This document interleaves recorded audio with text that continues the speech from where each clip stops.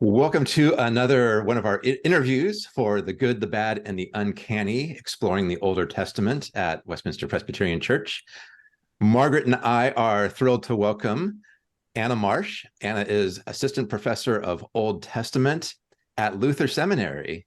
So one of my colleagues across the river and all around expert on the Old Testament. And we have asked you, Anna, as you know, to come and talk about Leviticus, but also maybe a little Numbers and Deuteronomy. We're dropping in after Exodus, where if people remember the dramatic escape from Egypt, the giving of the Ten Commandments, and then some other legal material. And now all of a sudden, if you thought Exodus was not enough, you get particularly Leviticus, which has a bit of a reputation maybe in some Christian circles, but is a book that's not entirely about law. There's some narrative, there's some story in there, but it's largely legal codes. Is that fair to say?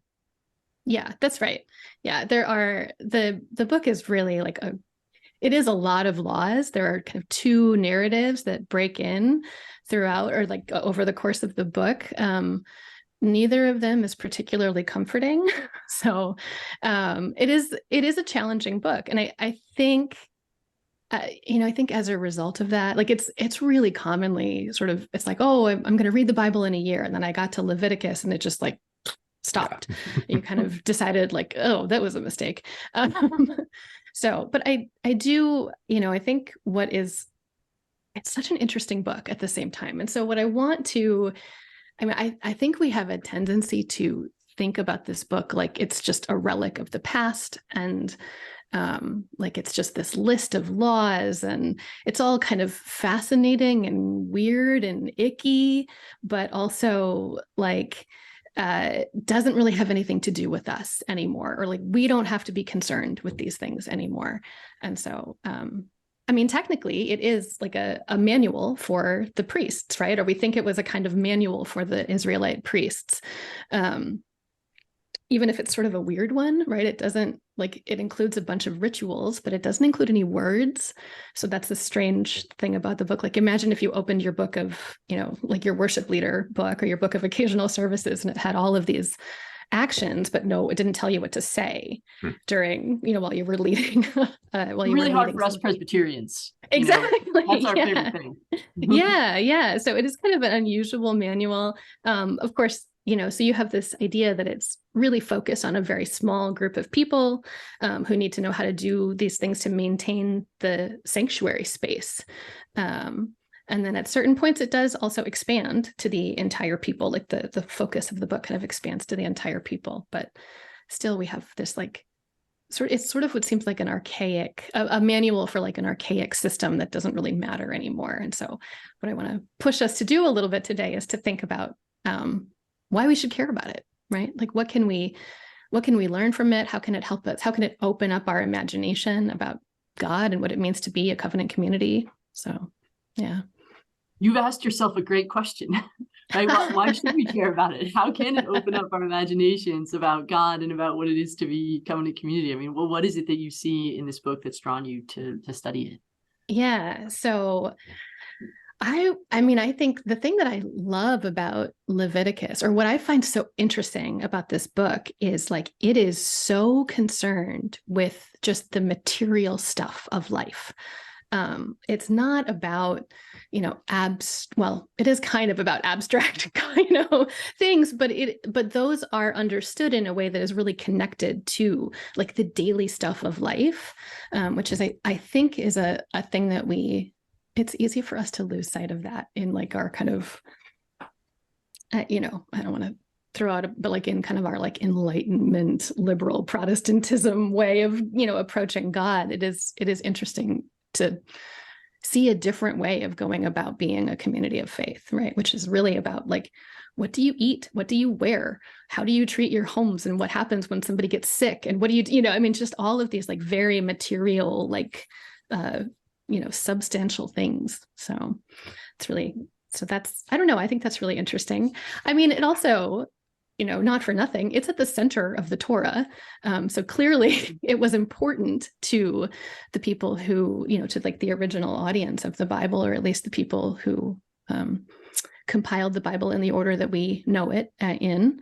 And so, you know, while we don't necessarily know how active all of these practices were in ancient Israel and Judah, it still has pride of place. And so maybe we could, you know, treat it as though it's important and not something to be discarded just because we don't understand it. So I think it's also just kind of a shame that we do that because of, you know, what it can teach us about, I don't know, I would say maybe like embodied religious imagination or like enacted spirituality. Like, how does your religious identity actually shape your daily life?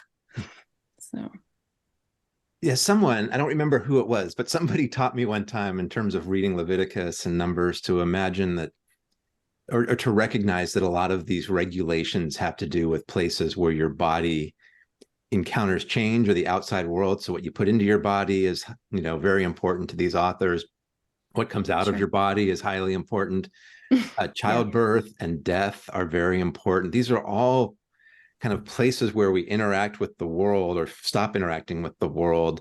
Yeah. And there's a kind of, I want to say mystery. I don't know if that's quite the right word, but there's especially to a non-scientific or pre-scientific mind that, that there's something about respecting those boundary spots where my body comes up against somebody else's or comes up against. And then for God, who doesn't really have a body the way we think of bodies, that also creates a difference between how God interacts with the world and how we do. I don't know if that's even accurate. I don't remember who taught me. No, I mean, I think that's largely true, you know, that there's something about, and especially like these boundaries between like life and death, right? Or these, like the boundaries of our bodies for sure. And certainly things that are like maybe happening at the nexus of life and death, or something that is that there's maybe mystery is a good word for that, I think, or there's something powerful about those places and times in our life. And so what Leviticus does is say, ooh, something is happening here and it needs to be managed so that the community can stay safe and healthy and whole and have a functioning relationship with God in the midst of that. So it's, I mean, it's, yeah. Can you give an example of that kind of sort of material or ritual process for managing this? What's something we could look at in Leviticus that would sort of show this in action? Yeah. So, okay. So chapters like 14 and 15 are all of these laws about how you manage bodies, right? And then and chapter 12 as well, which is about like what happens after childbirth, right? So actually that's a better example. Let's think of chapter 12. So you know, there's a period after a woman gives birth, there's a period of time in which she is unclean, which is not the same thing as dirty, right? It is not the same thing, and it's not a moral category, but there is this sense that like something powerful has happened, right, and is happening. And you know, I think, you know, I mean, just there is this isn't like I'm not super articulate about this because it is actually kind of emotional, but I think about like my own experience of giving birth, and it is like there is something very vulnerable and very like thin about that time in life, right? Like the kind of the forces of life and death feel really close at hand. And so, but like there are these rituals about like, or these laws about, you know, how long this period lasts and then what happens after, and how do you manage those spaces? And for one thing, it seems like Israel's neighbors had a lot of other rituals that they could say or do to kind of fend off these forces of like destruction, or like against forces later that are like anti-life, I suppose. But those things are outlawed in biblical law. And so this is one of the ways that Leviticus deals with it, that Israel dealt with it, was to have these like practices where the priests would help you determine when someone was ready to re-enter the community. It sounds, and I know that it can be very difficult to talk about these things without sounding like, well, they're just putting women on the side of on the margins and then bringing them back in when they feel like it. And I think there's a much deeper sense, like a more symbolic rationale for what's going on with those kinds of things. But if we go back and think about the example of like other maybe bodily fluids, right, and emissions and a lot of discharges, discharges, right? Yes. Yes, discharges, and then like skin conditions too, also, where like our bodies do all kinds of sort of gross things, right? That are, some of which are normal and some of which are abnormal. And that is part of what we see in this treatment of skin conditions, is that the priest's job is actually to come and kind of take a look at what's going on and say, okay, let's give it 7 days and we're going to see what happens, right? And at the end of that 7 days, if it's spread, then we know we need to deal with it in this way. And then we need, and if it hasn't, then it's safe, right? And so we can kind of bring people back into the holy space. And that's maybe another thing that we should talk about is holiness and like the concept of holiness. So. Yeah. Can you say that, especially because you mentioned being unclean is not the same thing as being a moral category. It doesn't mean you're dangerous. In fact, everybody would be unclean sometime during a typical day or a week. Correct. And so it doesn't mean you're somehow this force of chaos in the community. But what does that mean in terms of your relationship to the holy? And just help us unpack that. So the commission that is given to the people of Israel in the book is basically, and kind of the only rationale for all of these laws is, be holy, for I, the Lord your God, am holy. And that's repeated over and over again throughout the book. All of the laws are kind of presented as some expression of what that might look like in daily life, right? So that's like, cool. Okay, so what is holy, right? And the book doesn't really ever define that. It doesn't really ever tell you exactly, what that means. So how do we organize ourselves according to that principle? And so we kind of piece that together. I mean, we know that to be holy, it means to be removed from common use or set apart for a particular function. And so it's obviously, it's not just set apart from, but also set apart for.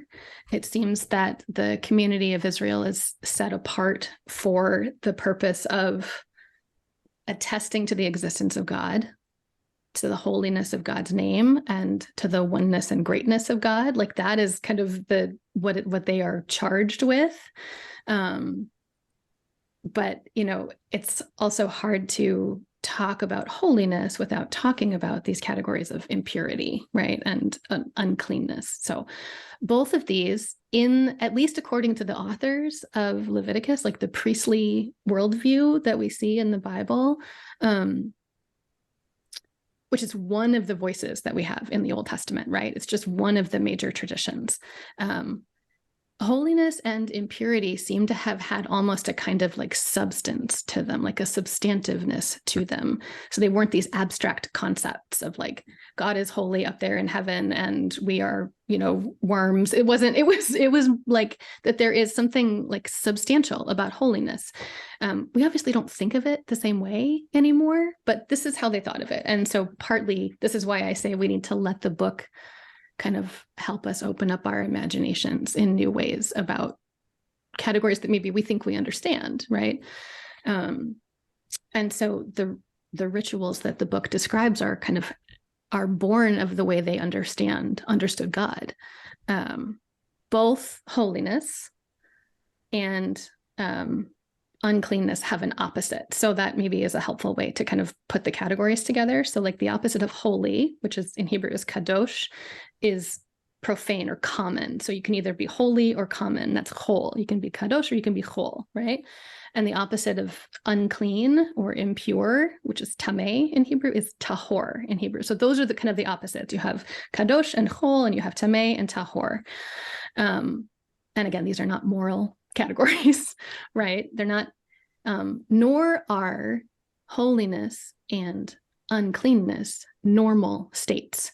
It's normal to be common. It's normal to be clean, right? When you go outside of those kind of normal states, then you have, it's the way that I was taught to think about this is like they are like charged states. somehow. And so you have to kind of keep them apart because they're really powerful. If they come in contact, it's too powerful. So you have to keep the things that are unclean away from the things that are holy, which is why when you are in a state of ritual uncleanness, it's not a good idea to go to the sanctuary, which is a holy space where God dwells. It's not just a holy space because like the priests say so. It's a holy space because God actually has chosen to dwell in that space. And so coming into contact with that is like a explosive thing. So can you tell us a little bit about God's choice to dwell in that space? Like, how did that come to pass? I think we'll see this again later on when we get to Ezekiel, a kind of departure. But how did God get into this holy place in the first place? Where did that come from within the story itself? Yeah, that's interesting. I mean, it seems to, oh gosh, where it came from in the story. I mean, in some ways, or it's in the just, culture, however you want to take that. Yeah, no, I mean, in some ways, I think it's just like we have these, like I talked about these, we have the priestly worldview, we have another worldview that's really formative in the Hebrew Bible, which is the Deuteronomistic worldview, right? And these two ways of thinking about who God is and how God spends time among people and what that requires of us are always in tension with one another. So, you know, in the texts that are the product of that priestly worldview, God just decides to dwell among the people, right? And in the texts that are the product of the Deuteronomistic worldview, it's a little bit more separated. It's a little bit more abstract, right? God sends God's name to be among the people, to dwell among the people. But in Leviticus and in the priestly texts, like the divine presence is right there among you. So that is a powerful, dangerous, volatile thing. And that's partly because God is real, God is powerful, like, you know, and it has to be, we have to manage ourselves in a certain way to maintain that, right? So, because there is like this, there's a gap between God and humanity, right? Like the relationship needs to be bridged or repaired from time to time. So, can you talk a bit about food? Because I know that's one of your interests in terms of study and respecting how the dietary laws mean more than just, or they're not arbitrary, but they matter for communal life and they matter for understanding what it means to honor God and God's holiness. Yeah, that's right. So yes, I can talk about food. I can always talk about food. It is one of my like areas of research and was the subject of my dissertation. So yes, but like Leviticus is just like, it's probably the book that is the most concerned with food. Although I will say food is, if you start to look for it, it is everywhere in the Bible. It is on almost every page. Some concern for the food or the land that we get our food from, right, is on almost every page. But it definitely takes food very seriously as like a cultural act, as a religious act, right? It's a big part of how we are in relationship with God and also the land. And so in Leviticus, like what is so cool, I mean, it is, we can talk more about this if you're interested, but it is a book that has like it almost has like an ecological consciousness about the land, right? And the way that we relate to the land.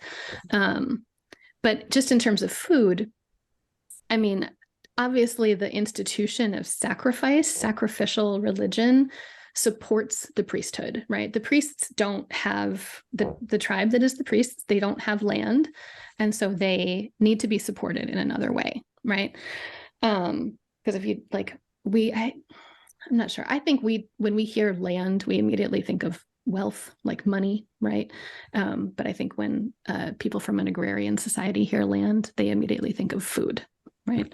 And so the priests don't have access. They can't like grow their own food. So they need to, like, food needs to be provided for them. So, but then there are also the dietary laws that apply to everyone. And these dietary laws in Leviticus 11, which also a different version of them appears in Deuteronomy 14. They they form the basis of the practice of kashrut today in Jewish communities, right? And they're still kind of relatively the same, or like relatively durable. They've been really interesting to like anthropologists for many generations now, kind of what makes this unique form of eating meaningful. I think you do well to ask yourself when you approach something like this that feels really strange, what kinds of ideas you have about eating that might be unintelligible to somebody centuries or millennia from now, right? Yeah. So like, and what's good and bad for you? What's good for your community, right? Like, can you explain it? I mean, I don't, some of that stuff we can't even explain, right, for ourselves, but we receive these messages, we know, we understand these messages, and we send these messages with the food choices that we make. But yeah, again, like the laws are a little bit elaborate, sort of, but they are, there's no rationale given exactly for why. So, there's been a couple of different attempts at trying to understand why these laws were given. Are they early forms of like public health, right? In, like you say, a pre-scientific worldview? Is this a way of controlling foodborne illness? And, no, partially because we know, like, so that argument was made really commonly around the Israelite prohibition against eating pork. And so the thought is like, well, trichinosis grows really quickly in certain contexts. And so they just decided not to eat pork, but all their neighbors ate pork, right? Like and like basically there's no evidence that was like deleterious for them in any way. And so there's something else going on. There's some other kind of symbolism going on. So what is prohibited is, land animals that don't have cloven hooves and don't chew the cud. And like, well, what does that mean? And like, you could talk about it for longer, but I think what is maybe like a quick takeaway from this whole dietary system would be that like there are things that set Israel apart, that set them apart, like in a way of like being separate, or that order and limits are kind of thought of as healthy things. It's not, but that it's not arbitrary, right? That limiting what animals you can eat means that animal life is taken for food only under certain circumstances, right? And just in general, it kind of pushes you to be thoughtful about, like, you can't eat carelessly under the system of kashrut, right? You have to think about what you're eating, how it was raised, how it was prepared, right? And all of those things are like huge ethical decisions that we're all making around food all the time, even if we don't put it in these expressly like religious terms, right? But we're all thinking about that stuff all the time. So that's a long way of saying the short answer, which is that we don't really know, right? Like, we don't really know what animates this entire system apart from be holy, for I, the Lord your God, am holy. It's a little bit of a mystery. Yeah. In any case, it adds a kind of deliberateness around eating and your choices. I mean, which can be true for all sorts of dietary scruples undertaken for all sorts of reasons. But right. So, I mean, the way it works itself out communally, I always think is really interesting. I know Margaret has legal questions to ask. I do have legal questions, yeah. Well, so we've talked a lot about ritual law, about cleanness and uncleanness, about food and dietary law, and I want to ask a question that I actually think might not quite be the right or fair question for this context, but maybe even answering that can sort of help with this. What do we see in Leviticus about things that we would consider sort of social or economic arrangements today? And I hesitate to ask the question because I remember sort of hearing that sometimes our sort of modern divisions of, well, these are moral laws, or these are ritual laws, or these are, are criminal laws, isn't helpful. But tell us what else we'll find in there, and then help me understand, whether that distinction is a valid one or not. Yeah. Okay. Well, so the distinction, I mean, between like moral and ritual laws, or moral, like kind of ethical and ceremonial laws, or whatever you want to call them, right? That distinction is, first of all, it's imported. It's not native to the book in any way. It's also like the way that the book of Leviticus works is like all of these things, from, you know, observing the Sabbath, to which animals you can sacrifice, to what you do when you have a skin condition, to, you know, to forgiving debts because you don't want poverty to become generational, right? Like all of those things are presented as the will of God. It's like there's no distinction between those categories. However, it has been, so it gets into two things. It gets like, I mean, I go two places with this. One would be to think about the formation of the book itself, which we, you know, could talk about if you want to talk about that, certainly. Kind of how the differing maybe viewpoints in the priestly tradition kind of came together in this book and are even in tension with one another. One that is kind of more hierarchical and one that is more popular. There is some tension between those two in the book. And then the other way of going with this question is to think about how actually that's a very common way that especially Christian interpreters have gone with the book of Leviticus, is to say, well, we are beholden to the moral and ethical laws because those are like the heart of God. That's what God wants from us, right? But we're not beholden to the ceremonial laws. You know, and again, that's not native to the book. So I think it's not entirely fair to the book. But also, like, these practices have changed in Jewish communities as well over time. I mean, partially they are, you know, the manual for priests in a temple, or like in a tabernacle in this part of the biblical narrative, a tabernacle system, which became the basis of temple religion. That's how the story goes. And then the temple was destroyed. And so all of those practices had to change, or a lot of those practices had to change. And they have. I mean, it's like, as it so happens, today is Yom Kippur, right? And so like my husband, who is Jewish, is not taking a sacrifice to the shrine to be given to God. My husband is at home praying and fasting, and those are that's the way that like those practices have been kind of transformed over time. That what we give up to God and what God receives is prayer and not smoke from sacrifices, right? Like that ritual has been transformed. So it has changed in both traditions, obviously, but you know, for Christians to say, well, we're going to follow the ethical laws because we like those laws. You know, we like love your neighbor as yourself. We like proclaim liberty throughout the land to all of its inhabitants. We like, you know, those are ones we can get on board with. The ones about, you know, skin conditions and sacrifices, not so much, right? But yeah. Well, this has been a fascinating conversation. We could keep going on and on. We could, you know, do a bonus session with like Numbers and Deuteronomy and be here for hours. But yeah, Anna, thank you so much, not just for sharing your wisdom, but also your enthusiasm around this. I'm looking forward to the Sunday when we get to present this and talk in more detail about the book. So thank you. Thank you.